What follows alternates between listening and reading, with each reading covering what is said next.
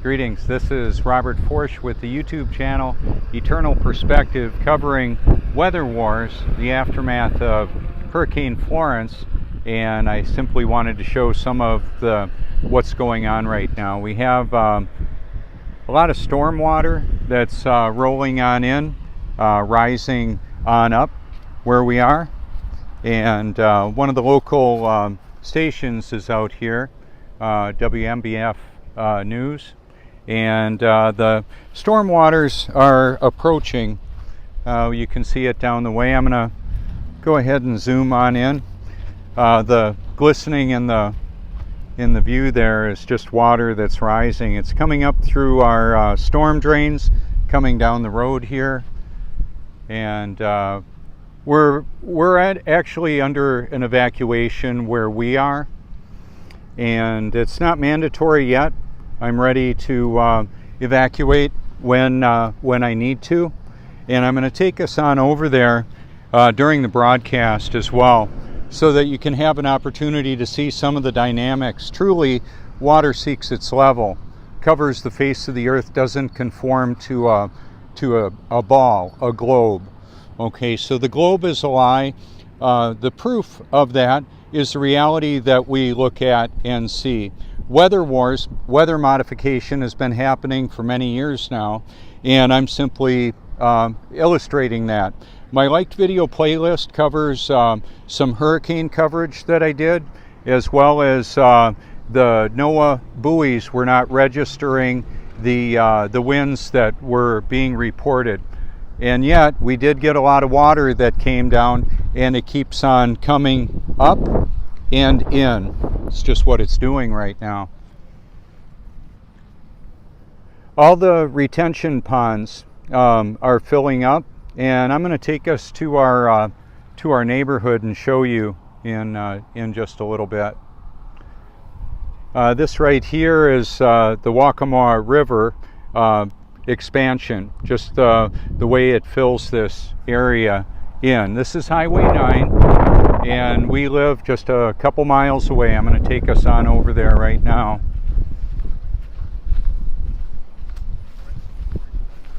And I did some reasonable preparation, move things to a higher location in the house, and last night was pretty challenging to load up our 8 kitties. Yes, we did. They don't like to be evacuated. All right.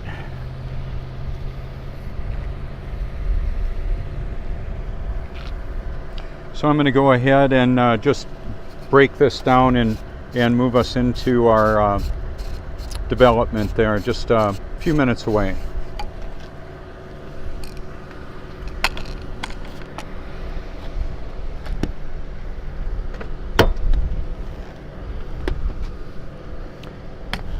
I posted a video this morning. I didn't check it yet.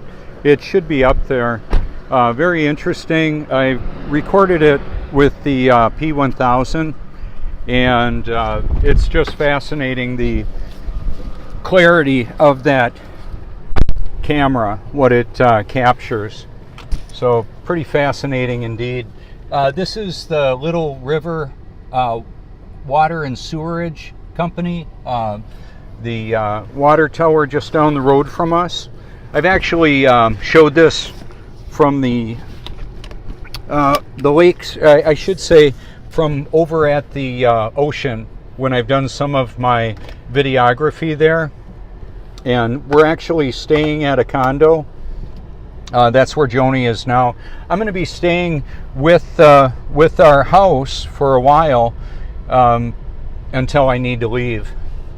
And I'm going to show you some of the dynamics that can facilitate getting the water to go away, to travel a path that allows us to keep a drier house. And part of that is simply sandbagging.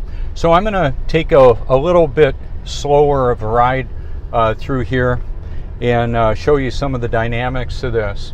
The water perfectly just fills its container. It just keeps on coming, and the symmetry of all the reflections. Those are some of the clues to the fact that the water doesn't curve on the top. It fills its container, so it'll be curved that way, the bottom side and the outer edges. But as far as undisturbed water is flat and level, and that's just that. So where I'm taking us to right now is the lakes at Plantation Pines, and just down the road from where we were. It was funny, Joni said, I know you don't believe in satellites, but Chuck said you can see satellite imagery of the flooding. And you know, it's kind of odd, but just imagine what kind of a distance away do people think those images are captured, that you can see cars in that? Can you see a car from hundreds of miles away? We've seen high altitude balloon videography like 20 miles up. Can't see much definition of detail like a vehicle from that. So there's aerial photography. I've got video and photos of some of the aircraft that have been flying over. Those are just ones that I have been able to see. Military helicopters and that, showing us the aerial view, I'm sure. So this is the little neighborhood that we live in, and I went to Home Depot this afternoon and picked up some sandbags, 20 sandbags. The Lexus was riding pretty low. Yeah, 20 sandbags, 60 pounds each, 1,200 pounds of sand. That's a pretty heavy load. I only had it in the car for a few minutes. I took it out right away as soon as I could. Okay, so here is one of the ponds that actually is a bit lower, apparently, than the one that's behind our house. This one doesn't seem to be affected by the water rise. And then I can tell we're going up a little bit right in front of us. This is all really a big deal because that water that's in our backyard is actually coming up. And then the water over here, you can't see it from that vantage point. I'm going to show you a couple other retention ponds so you can get an idea of what this looks like around here. So we're going to lose, if the water does come into the house, we're going to lose a lot of valuables. The precious memorabilia is pretty well taken care of, but there's going to be a whole lot of water damage. I said good morning to a lady this morning. She lives in our neighborhood. She says, what's good about it? I said, well, I'll tell you what, we had some notification of the water coming, and we have some time to prepare for that. So right here, what I did is put the sandbags across the door. It's a very effective way. The concrete slab, the house is up on a concrete slab. It just buys a little bit of time, hopefully to avoid the water coming in. If it's going to be 3 feet above where it is, our slab here, we're obviously going to get wet. But I mowed the lawn really tight, right in the path that the water should come on through. And we don't have any water showing up in the drains yet over here. On the other side, where my mother-in-law lives in the Sun Colony, the water is covering the roads now. And it's about three more feet of water, and it'll be in her living room. Mowed it really tight here. I'm going to take us on back to show you what it looks like.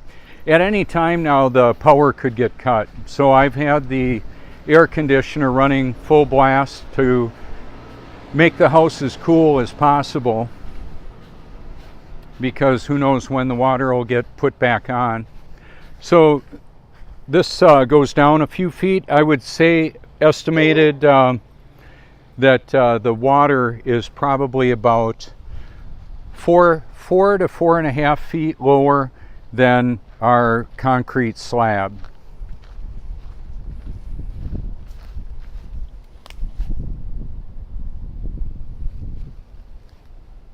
It's not real pretty either. It's not pretty water. It's not like after a fresh rain. I can see oil on it and that. They call this the Low Country. Yeah, for a good reason. So the contour, the way that they grade these, the high spot is the slab, and then I'll go right in the middle so you can maybe see it a bit better. It's a little bit lower on that side and on that side. So the water hopefully will run on both sides of the house, and the crown right here will cause the water to not intrude into the house. That, of course, is what we would love to see, because we've got 30 years of more than 30 years of accumulated, piano and nice furniture. So one of the things I've used is this as an example. The curved water is on the bottom, fills its container, and yet the edge is round. So it's a round container, and there's the sun right there in the reflection. Kind of interesting. I've kept the motorcycle out because I can pilot it all around the neighborhood and take pictures and in that as well. This is the new labeled up Lexus. It's a 1994, but it's a commitment. It's not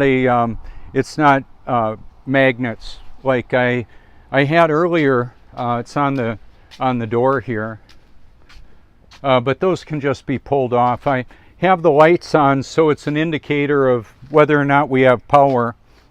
In a moment's notice, I can actually leave here, which is really good to be able to do, to try and catch all the kitties and load them up. We did that last night here's the way it went down. I was sleeping. I called Joni earlier in the day and I said, hey, that water is coming up and I think we might get flooded here.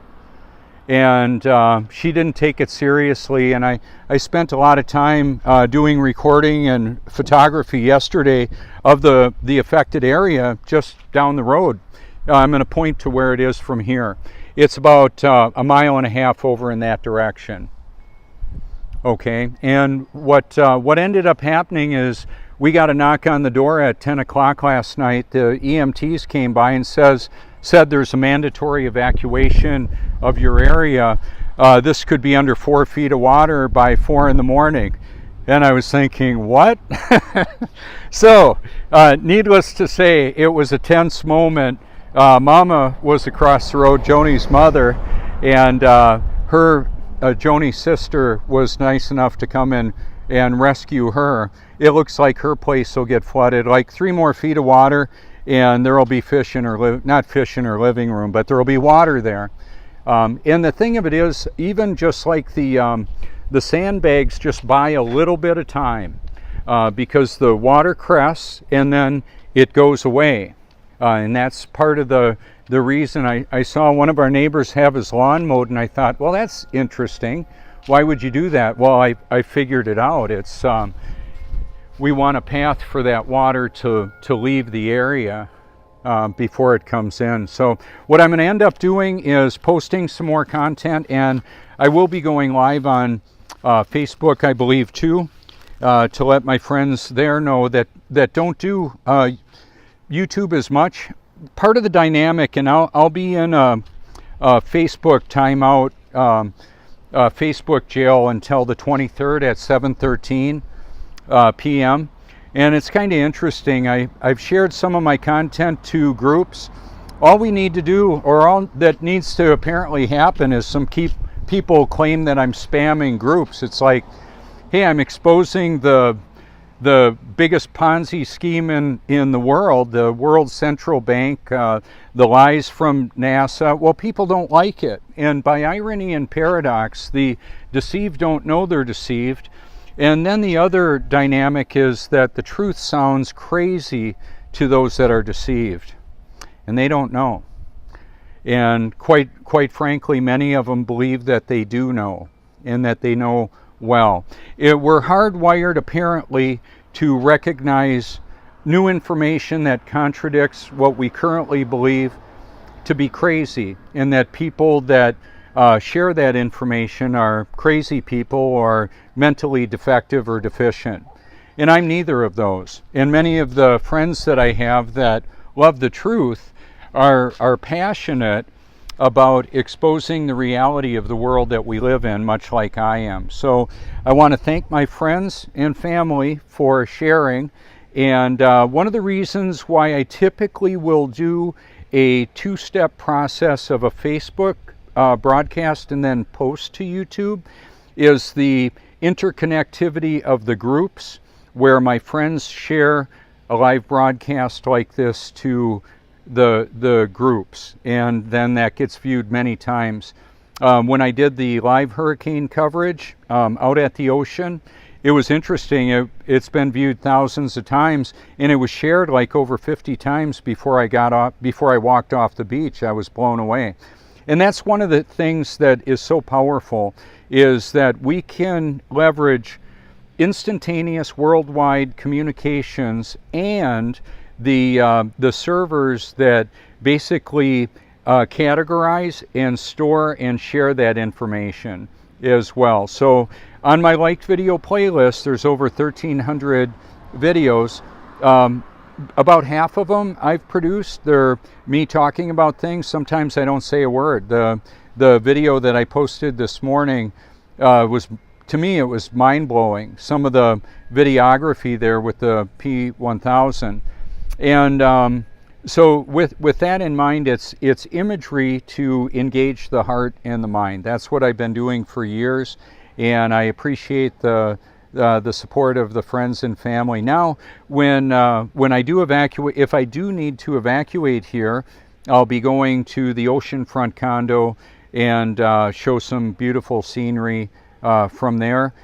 It's really interesting how a storm system works like this, because initially, when there was wind and waves and a storm surge, the ocean was not a good place to be. Now, ironically and paradoxically so, now that imminent threat of the storm surge is gone and all the power is restored there and the water has receded, now inland, because of many inches of rain, and it just continues to seek its level, coming up through the storm drains, moving through the rivers and creeks and tributaries and filling all the ponds. It's relentless. It just keeps on moving. At least we had some notification of it. Some people, when flooding occurs, there's almost no notice at all. They don't even get a knock on the door. All of a sudden they get hit by a wall of water. So I'll be, oh my gosh, there's a rescue going on right now. It's got a boom hanging off, or a cable hanging off of that helicopter. Can you see it? They're probably going to be rescuing people that are going to die if they don't get rescued from that. This is a big deal. There are people being displaced. They're losing their homes, their livelihoods. Some of them are losing their lives. I don't know if I lost my broadcast here. Here they come. They're coming this way.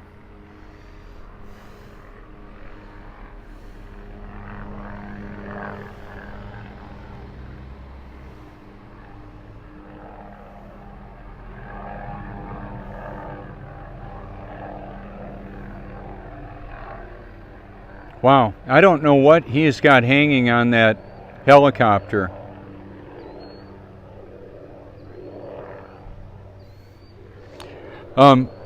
Earlier yesterday morning, there were people being evacuated from Aberdeen Golf Course at the 3rd floor with boats. That's how much water was there. I haven't seen a lot of the footage of the flooding because I've been really busy preparing our place to handle that. And one of the reasons why I wanted to do the broadcast like this is it's an effective way of me communicating with a lot of people that are concerned. And I appreciate that concern. And so, as I typically say, for an eternal perspective, I encourage, wow, look at that. I've got to zoom out a little bit. Encourage everybody to hear, share, and of course, obey God's word for an eternal perspective. Thank you so much.